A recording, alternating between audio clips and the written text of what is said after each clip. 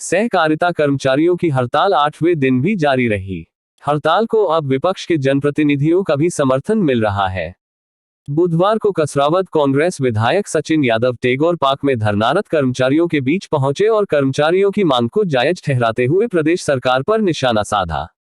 विधायक यादव ने कर्मचारियों के बीच कहा कि जिस सहकारिता आंदोलन की शुरुआत उनके पिता सुभाष यादव ने सहकारिता मंत्री रहते हुए की थी, उसे भाजपा की सरकार ने पिछले 20 सालों में कुचलने का प्रयास किया। वे इसे भी निजी हाथों में देना चाहती है, लेकिन हमारे सहकारिता कर्मचारियों ने अपनी मेहनत ईमानदारी से इस आंदोलन को जारी रखते हुए सहकारिता को नई ऊंचाइयां दी है।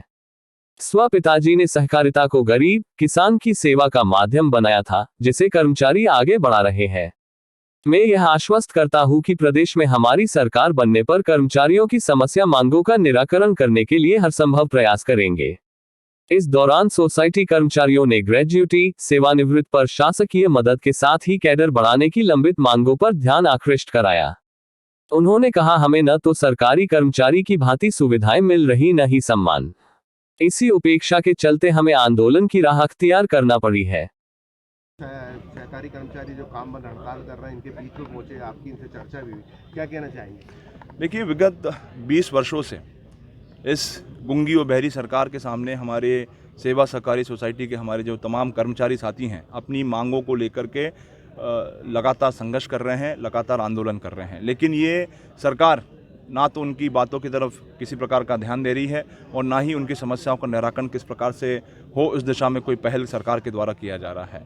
और यही कारण है कि लगातार हमारे जो किसान साथी, उनको मजबूर होकर के जो है यहाँ पर आंदोलन उनको करना पड़ रहा है। आज हम सभी साथी उनके बीच में यहाँ पर आए हैं और हमने उनको आश्वस्त किया है कि हमारी सरकार बनने के बाद हम इनकी जो तमाम मांगें हैं, उन तमाम मांगों को हमारे नेता आदरणीय कमलनाथ जी के साथ में बैठ करके उन सभी समस्याओं को का निराकरण किस प्रकार से हो, हमारे जो सेवा सहकारी सोसाइटी जो कर्मचारी साथी हैं, उनकी हितों की रक्षा कैसे हो, इस दिशा में हम तमाम साथी मिलकर के कोशिश और प्रयास करेंगे। और स्थानीय स्तर पे जो भी हमारे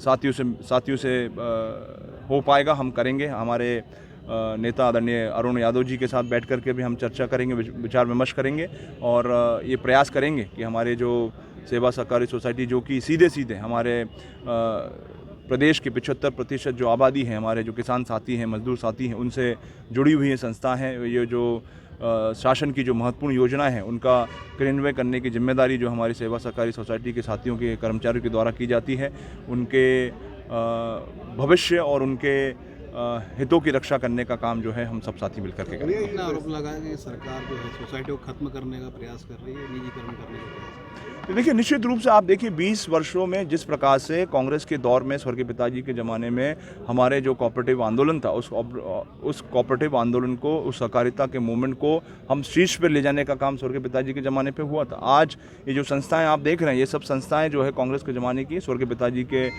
दौर की ये सब संस्थाएँ खड़ी हुई हैं। लेकिन आज देखने में आ रहा है कि कहीं ना कहीं सरकार की निराशा के कारण, सरकार की मंशा, सरकार की सोच के कारण जो है हमारी ये संस्थाएं जो है लगातार हमारा जो कोऑपरेटिव मूवमेंट है, वो कोऑपरेटिव मूवमेंट कहीं ना कहीं बैठ गया है। हमारी अनेक संस्थाएं जो हैं, सहकारिता संस्थाएं हैं, वो कहीं ना कहीं बंद सी हो गई हैं या बंद होने की कगार पर हैं।